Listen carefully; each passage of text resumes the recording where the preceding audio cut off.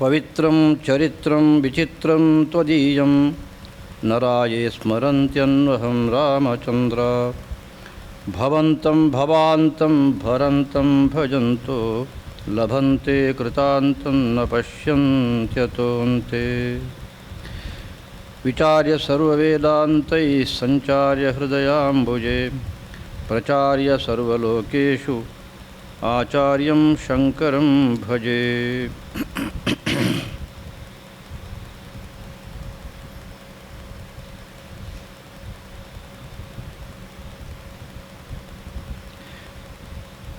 ಗೋವಿಂದನಿಗೆ ನಮಸ್ಕಾರ ಮಾಡು. ಮತ್ತೆ ಹೇಳ್ತಾ ಇದ್ದಾರೆ ಭಗವತ್ಪಾದರು. ಪ್ರಣಮತ ಗೋವಿಂದಂ ಪರಮಾನಂದಂ ಅಂತಾರೆ. ಜೊತೆಗೆ ಆ ಗೋವಿಂದ ಎಂಥವ ಅಂತಲೂ ಹೇಳ್ತಾ ಬರ್ತಾರೆ. ನಾವು ಮೊನ್ನೆಯಿಂದ ಗಮನಿಸಬಹುದು. ಸುಮ್ಮನೆ ಗೋವಿಂದ ನಮಸ್ಕಾರ ಮಾಡು ಅಂತ ಇದೊಂದು ಬೇರೆ. ನಮಸ್ಕಾರ ಮಾಡೋದಕ್ಕೆ ಯೋಚನೆ ಮಾಡೋಣ, ಯಾತಕ್ಕೆ ಮಾಡಬೇಕು ಅಂತ ಹೇಳಬೇಕಲ್ಲ. ಸುಮ್ಮನೆ ಪುಕ್ಸಟೆ ಒಂದು ನಮಸ್ಕಾರ ಮಾಡೋದು ಅಂತ ಒಂದಿದೆಯಾ? ಭಗವತ್ಪಾದರು ಹಾಗೇನು ಅಭಿಪ್ರಾಯ ಪಡಲಿಲ್ಲ. ಇದೇ ಕಾರಣ ಅಂತ ಮತ್ತೆ ನೆನಪು ಮಾಡುತ್ತಾರೆ. ಅದನ್ನು ತಿಳ್ಕೊಳ್ಳೋ ಯೋಗ್ಯತೆ ಬೇಕಷ್ಟೇ. ಭಗವತ್ಪಾದರಂತಾರೆ, ಗೋವಿಂದನಿಗೆ ನಮಸ್ಕಾರ ಮಾಡು. ಯಾಕೆ ಅಂತಂದರೆ ಕಾಂತಂ ಕಾರಣಮನಾದಿಂ ಅಂದರು. ಈ ಕಾರಣಕ್ಕಾಗಿ ನೀನು ಗೋವಿಂದನಿಗೆ ನಮಸ್ಕಾರ ಮಾಡಬೇಕು.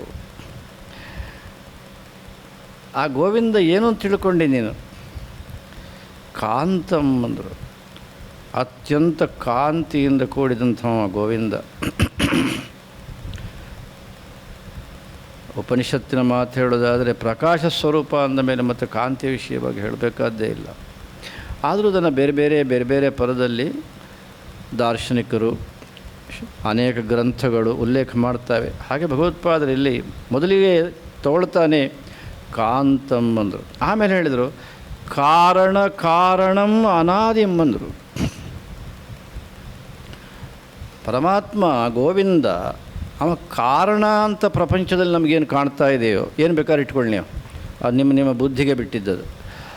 ಅದಕ್ಕೂ ಕಾರಣನಾದಮವ. ಉಪನಿಷತ್ತು ಹೇಳುತ್ತೆ ತಸ್ಮಾತ್ ಆತ್ಮನಃ ಆಕಾಶ ಸಂಭೂತಃ ಅಂತ ಹೇಳುತ್ತೆ. ಅದು ಯಾವುದರಿಂದ ಹುಟ್ಟಿದ್ದು ಅಂತ ಹೇಳೋದಿಲ್ಲ. ಆತ್ಮ ಅದು ಸದಾ ಸರ್ವದಾ ಇರತಕ್ಕಂಥದ್ದು. ಅದರಿಂದ ಇದೆಲ್ಲ ಹುಟ್ಟಿದ್ದು. ಆದ್ದರಿಂದ ಎಲ್ಲಕ್ಕೂ ಕಾರಣಕ್ಕೂ ಕಾರಣ. ಅಷ್ಟೇ ಅಲ್ಲ, ಅನಾದಿ. ಹಾಗಾಗಿ ನೀನು ಗೋವಿಂದನಿಗೆ ಪ್ರಣಾಮ ಮಾಡಬೇಕು, ನಮಸ್ಕಾರ ಮಾಡಬೇಕು. ಆಮೇಲೆ ಶರೀರ ಇನ್ಯಾವ ರೀತಿಯಲ್ಲಿದೆ? ಅತ್ಯಂತ ತೇಜಸ್ಸು ಕಾಂತಿಯಿಂದ ಕೂಡಿದ ಶರೀರ. ಅಷ್ಟೇ ಅಲ್ಲ, ಕಾಲಘನಾಭಾಸಂ ಅಂತ ಇನ್ನೊಂದು ಪದವನ್ನು ಭಗವತ್ಪಾದರು ಪ್ರಯೋಗ ಮಾಡ್ತಾರೆ. ಒಳ್ಳೆ ಕಪ್ಪು ಮೋಡ ಎಷ್ಟು ಸುಂದರವಾಗಿ ಕಾಣುತ್ತೋ ಹಾಗೆ ಆ ಪರಮಾತ್ಮನ ಕೃಷ್ಣನ ಶರೀರ ಹಾಗಂತೆ ಗೋವಿಂದನ ಶರೀರ. ಆಮೇಲೆ ಎರಡನೇ ಪಂಕ್ತಿಯಲ್ಲಿ ಎತ್ಕೊಳ್ತಾರೆ. ಇಷ್ಟು ಹೇಳಿದ ಮೇಲೆ ಗೋಪಿ ವಸ್ತ್ರಾಪಹಾರದ ಒಂದು ಘಟನೆಯನ್ನು ಇಟ್ಟುಕೊಂಡು ಪ್ರಣಮತ ಅಂತಂದರು ಭಗವತ್ಪಾದರು. ಈಗ ಹೇಳ್ತಾರೆ ನೋಡಿ, ಕಾಲಿಂದೀಗತ ಕಾಲಿಯ ಶಿರಸಿ ಸ್ವನೃತ್ಯಂತಂ. ಒಳ್ಳೆ ಮೃದುವಾದ ವೇದಿಕೆಯಲ್ಲಿ ನೃತ್ಯ ಮಾಡೋದೇ ಬಹಳ ಕಷ್ಟ. ಅಂಥದ್ದರಲ್ಲಿ ಈ ಗೋವಿಂದ ಎಲ್ಲಿ ನೃತ್ಯ ಮಾಡಿದ ಅಂದರೆ ಅವನಿಗೆ ವೇದಿಕೆ ಆ ಕಾಳಿಂಗ ಸರ್ಪ ಯಮುನಾ ನದಿಯ ಮಡುವಿನಲ್ಲಿ ಅದರ ಹೆಡೆ ಮೇಲೆ ಸುನೃತ್ಯಂತಂಬ, ಅದು ಬೇರೆ ಭಗವತ್ಪಾದರು. ಚೆನ್ನಾಗಿ ನೃತ್ಯ ಮಾಡತಕ್ಕಂಥವ ಗೋವಿಂದ, ಅವನಿಗೆ ನೀನು ನಮಸ್ಕಾರ ಮಾಡು. ಎಲ್ಲಿದೆ ಅದು ಅಂದರೆ ಕಾಲಿಂದೀಗತ, ಆ ಯಮುನಾ ನದಿಯಲ್ಲಿ ಅದರ ಮಡುವಿನಲ್ಲಿ ಅನೇಕರ ಮೂರ್ಛೆಗೆ ಕಾರಣದ, ನಾನು ಸಾವು ಅಂತ ಹೇಳಿದಾಗ ಸಾಯಲಿಲ್ಲ ಅವರು, ಮೂರ್ಛೆಗೆ ಕಾರಣವಾದ ಅನೇಕ ಪಶುಗಳು, ಕರುಗಳು, ಗೋಪಾಲಕರು ಅದನ್ನೆಲ್ಲ ನೋಡಿ ಕೃಷ್ಣ ಮೇಲೆ ಕಾಳಿಂಗನನ್ನು ಸಂಹಾರ ಮಾಡಬೇಕು ಅಂತ ಹೊರಟಿದ್ದು. ಕಾಳಿಂದೀಗತ ಕಾಳಿಯ ಶಿರಸಿ ಸುನೃತ್ಯಂತಂ. ಮಾಡು ನಮಸ್ಕಾರ ಆ ಗೋವಿಂದನಿಗೆ. ಬರೇ ತಲೆಯಲ್ಲಿ ಗೋಪಿಕಾ ವಸ್ತ್ರಾಪಹರಣ ಅಂತ ಅಷ್ಟೇ ಅಲ್ಲ, ಅದೇ ಗೋವಿಂದನೇ ಇದನ್ನು ಮಾಡಿದ್ದು. ಹರಿದಾಸರೊಬ್ಬರು ಹೇಳಿದ್ದನ್ನು ನಾನು ಉಲ್ಲೇಖ ಮಾಡೋದು ಭಾಳ ನನಗೆ ಸಂತೋಷದ ವಿಷಯ. ಸ್ವೀಕಾರ ಮಾಡೋರು ಏನು ಬೇಕಾದ್ರೂ ಮಾಡಲಿ. ಜನಕ್ಕೆ ಅರ್ಥ ಮಾಡೋದಕ್ಕೆ ಒಳ್ಳೊಳ್ಳೆ ಹರಿದಾಸರು ಹೇಗೆಲ್ಲ ಹೇಳ್ತಾ ಇದ್ದರು ಅಂತ.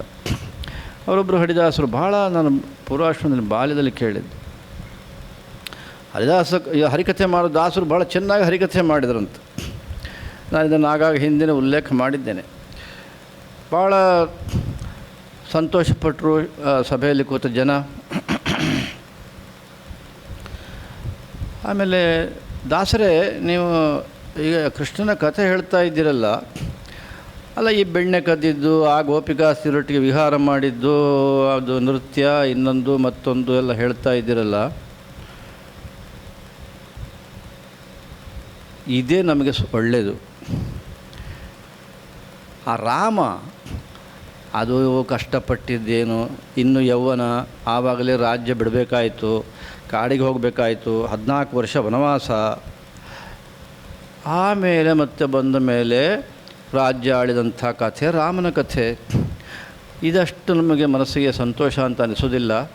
ಅದೇ ಚಿಕ್ಕದಾಗಿದ್ದಾಗಲೇ ಬೆಣ್ಣೆ ಕದ್ದಿದ್ದು, ಅದು ಮಾಡಿದ್ದು, ಇದು ಮಾಡಿದ್ದು, ಮೊಸರು ಗಡಿಗೆ ಹೊಡೆದಿದ್ದು, ಇನ್ನೊಂದು ಈ ಕಥೆ. ದಾಸರೇ, ನೀವು ಇದನ್ನೇ ಚೆನ್ನಾಗಿ ಹೇಳಿ, ನಮಗೆ ಇದೇ ಚೆನ್ನಾಗಿ ಅನಿಸುತ್ತೆ ಅಂತ.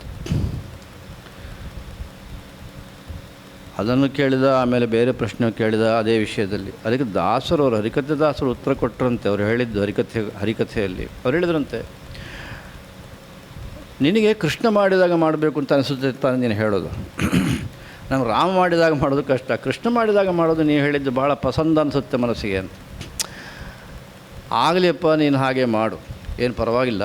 ಆದರೆ ಒಂದು ಮನಸ್ಸಿನಲ್ಲಿಟ್ಟುಕೋ, ನಾನು ಕೃಷ್ಣನ ಕಥೆ ಹೇಳುವಾಗ ಕೃಷ್ಣ ಅತಿ ಚಿಕ್ಕವನಾಗಿದ್ದ ಶಿಶುವಾಗಿದ್ದಾಗಲೇ ಆ ಪೂತನಿಯ ವಿಷ ಹಾಲನ್ನು ಕುಡಿದು ಆಮೇಲೆ ಆಕೆಯನ್ನು ಕೊಂದ. ಅದಾದ ಮೇಲೆ ಮುಂದಿನ ಕಥೆಯೆಲ್ಲ ಬರೋದು ನೆನಪಿದೆ ನಿನಗೆ ನಾನು ಹೇಳಿದ್ದು. ಹಾಗೆ ನೀನೊಂದು ಕೆಲಸ ಮಾಡು, ಇವತ್ತು ಮನೆಗೆ ಹೋಗಿ ಒಂದು ಲೋಟ ಬೇಡ, ಒಂದು 1/4 ಲೋಟ ಸಾಕು ವಿಷ ಕುಡಿ. ನಾಳೆ ಎದ್ದರೆ ಕೃಷ್ಣನಾಗೇ ಬದುಕು ನೀನು, ಪರವಾಗಿಲ್ಲ, ನಿನಗೆ ಅದೇ ಒಳ್ಳೆಯದು, ನಾನು ಒಪ್ತೇನೆ ಅದನ್ನು ಅಂದ್ರಂತೆ ಹರಿಕಥೆ ದಾಸರು. ಹಾಗಾಗಿ ಕೃಷ್ಣ ಬೆಣ್ಣೆ ಕದ್ದಿದ್ದು ಕೇಳಿದ ಕೃಷ್ಣನಾಗ ಮಾಡಬೇಕು ಅಂತ ಅನಿಸುತ್ತಲ್ಲ ನಮ್ಮ ಜನಗಳಿಗೆ, ಆ ಮುಂದಿದ್ದು ಯಾಕೆ ಅನಿಸೋದಿಲ್ಲ, ಆ ಕಥೆ ಯಾಕೆ ಅನಿಸೋದಿಲ್ಲ ಅಂತ ಅವರು ಹರಿಕಥೆಯಲ್ಲಿ ಚೆನ್ನಾಗಿ ಸಂಸ್ಕಾರ ಕೊಡೋ ದೃಷ್ಟಿಯಿಂದ ಹೇಳಿದಂಥ ಘಟನೆ ನಾನು ಮರೆಯಾಗಿಲ್ಲ. ಯಾಕೆಂದರೆ ಗೋಪಿ ವಸ್ತ್ರಾಪಹರಣದ ಒಂದು ಇದನ್ನು ಭಗವತ್ಪಾದರು ಸ್ತುತಿ ಮಾಡಿ ಅಲ್ಲಿಗೆ ನಿಲ್ಲಿಲ್ಲ. ಅದರ ಬದಲಿಗೆ ಹೇಳ್ತಾರೆ, ಕಾಳಿಂಗನ ಸರ್ಪರ ಹೆಡೆಯ ಮೇಲೆ ಆ ಭಗವಂತ ಚೆನ್ನಾಗಿ ನೃತ್ಯ ಮಾಡಿದವ. ಅಷ್ಟೇ ಅಲ್ಲ, ಮುಹುರತ್ಯಂತಂ ಅಂತ ಮುಂದಿನ ಪದ. ಒಂದು ಸಾರಿ ಹೆಡೆ ಮೇಲೆ ಹೋಗಿ ನೃತ್ಯ ಮಾಡಿ ಬಂದಲಿಲ್ಲ, ಮತ್ತೆ ಅದನ್ನು ನೃತ್ಯ ಮಾಡಿದ.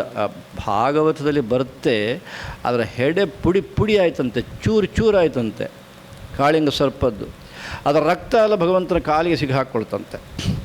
ಇದು ಶುಕ ಮಹರ್ಷಿಗಳ ವರ್ಣನೆ. ಇದು ಭಗವತ್ಪಾದರಲ್ಲಿ ಅದೆಲ್ಲ ಹೇಳಲಿಕ್ಕೆ ಹೋಗಲಿಲ್ಲ. ಇದು ಸ್ತುತಿ ಮತ್ತು ವಿಶೇಷವಾದ ಅಂಶವನ್ನು ಇಟ್ಟುಕೊಂಡು ಇಲ್ಲಿ ಉಪದೇಶ ಮಾಡಿದ್ರಿಂದ ಮುಹುರತ್ಯಂತಂ ಅಂತಂದರು. ಆಮೇಲೆ ಹೇಳಿದರು, ಕಾಲಂ ಕಾಲಾತೀತಂ ಕಲಿತಾ ಶೇಷಂ ಕಲಿ ದೋಷಘ್ನಂ. ಇನ್ನು ಇದಕ್ಕಿಂತ ದೊಡ್ಡ ಮಾತು ಏನು ಬೇಕು? ಕಲಿಕಾಲದ ದೋಷ ಅಂತ ಏನಿದೆಯೋ ಅದೆಲ್ಲವನ್ನು ಪರಿಹಾರ ಮಾಡತಕ್ಕಂಥ ಆ ಒಂದು ಮಹತ್ವ ಈ ಗೋವಿಂದನಲ್ಲಿದೆ.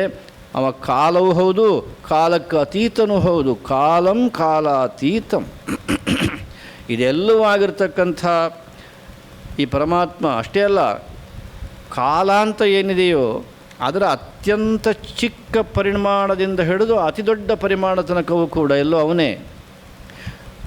ಅಷ್ಟು ಮಾತ್ರ ಅಲ್ಲ, ಕಾಲತ್ರಯಗತಿ ಹೇತುಂ ಭೂತ ಭವಿಷ್ಯದ್ ವರ್ತಮಾನ, ಈ 3 ಕಾಲದ ಒಂದು ಚಕ್ರ ಏನಿದೆ ನಡೆಯುವಂಥದ್ದು, ಇದಕ್ಕೆ ಕಾರಣನಾದ ಪರಮಾತ್ಮ ಗೋವಿಂದ. ಅದಕ್ಕಾಗಿ ನಿನಗೆ ಹೇಳ್ತಾ ಇದ್ದೇನೆ, ಪ್ರಣಮತ ಗೋವಿಂದಂ ಅಂತಾರೆ ಭಗವತ್ಪಾದರು. ಆ ಗೋವಿಂದನನ್ನು ನೀನು ಸ್ಮರಣೆ ಮಾಡು, ನಮಸ್ಕಾರ ಮಾಡು. ಶುಕರಂದರು ಇದೇ ಸಂದರ್ಭದಲ್ಲೇ, ಕಾಳಿ ಈ ಮರ್ದನದ ಒಂದು ಸಂದರ್ಭದಲ್ಲಿ ಕಾಲಾಯ ಅಂದರು. ಈ ಶಬ್ದಗಳು ನೋಡಿ, ಈಗ ಭಗವತ್ಪಾದರು ಹೇಳಿದ್ದು ಈಗ ಶುಕರು ಇಲ್ಲಿ ಹೇಳ್ತಾ ಇರ್ತಕ್ಕಂಥದ್ದು ಭಾಗವತದಲ್ಲಿ ಬರ್ತಕ್ಕ ಕಾಲಾಯ ಕಾಲನಾಭಾಯ ಕಾಲಾವಯವ ಸಾಕ್ಷಿಣೇ ಎಂಥ ಮಾತು ಹೇಳಿದ್ರು ನೋಡಿ. ಕಾಲದ ಅವಯವಗಳು ಅದಕ್ಕೆ ಸಾಕ್ಷಿಯಾದವ ಗೋವಿಂದ. ಮತ್ತು ಕಾಲಾಯ ಕಾಲ ಸ್ವರೂಪವ ಭಗವತ್ಪಾದರು. ಕಾಲಂ ಕಾಲಾತೀತಂ ಈ ಎಲ್ಲ ಪದಗಳು ಭಗವತ್ಪಾದರು. ಶುಕರ ಆಮೇಲೆಂದರು ವಿಶ್ವಾಯ ತದುಪದ್ರಷ್ಟ್ರೇ. ಆ ವಿಶ್ವ ಸ್ವರೂಪವು ಅವನೇ ಅಥವಾ ಅವನ ಸ್ವರೂಪವು ವಿಶ್ವ, ಎರಡಾದರೂ ಆಯಿತು. ಆಮೇಲೆ ಅದನ್ನು ಸಾಕ್ಷಿಯಾಗಿ ನೋಡ್ತಕ್ಕಂಥವ್ರು ಯಾರು ಅಂದರೆ ತದುಪದ್ರಷ್ಟ್ರೇ. ಈ ವಿಶ್ವಕ್ಕೆ ಕಾರಣ ಯಾರು? ತತ್ಕರ್ತ್ರೇ. ಶುಕಮಹರ್ಷಿಗಳ ಮಾತಿದು. ತತ್ಕರ್ತ್ರೇ ವಿಶ್ವಹೇತವೇ. ಈ ವಿಶ್ವಕ್ಕೆ ಕಾರಣನೇ ಪರಮಾತ್ಮ ಗೋವಿಂದ. ಈ ಕಾಳಿಯ ಮರ್ದನ ನೃತ್ಯ ಮಾಡಿದ್ನಲ್ಲ ಅವನೇ ಕಾರಣ ಅಂತ ಪರೀಕ್ಷಿತನಿಗೆ ಶುಕಮಹರ್ಷಿಗಳು ಹೇಳಿದ ಭಾಗ. ಉಪದೇಶಗಳನ್ನು ನಾವು ಒಳ್ಳೆ ಮನಸ್ಸಿಂದ, ಶುದ್ಧವಾದ ಮನಸ್ಸಿಂದ ನೋಡಿದರೆ ಹೇಗಿರುತ್ತೆ ಅನ್ನೋದಕ್ಕೆ ಈ ಕಾಳಿಯ ಮರ್ದನದ ಈ ಪ್ರಸಂಗ ಪುರಾಣದಲ್ಲಿ ಬರ್ತಕ್ಕಂಥದ್ದು ಮತ್ತು ಭಗವತ್ಪಾದರು ಹೇಳಿರ್ತಕ್ಕಂಥದ್ದನ್ನು ಎರಡನ್ನು ಹೀಗೆ ಮುಂದಕ್ಕೆ ಇಟ್ಟುಕೊಂಡ್ರೆ ಸಾಕು ಅಂತ ನಾನು ಭಾವಿಸ್ತೀನಿ. ಹರ ನಮಃ ಪಾರ್ವತೀ ಪತಯೇ ಹರ ಹರ ಮಹಾದೇವ. ಸೀತಾಕಾಂತ ಸ್ಮರಣಂ ಜಯ ಜಯ ರಾಮ.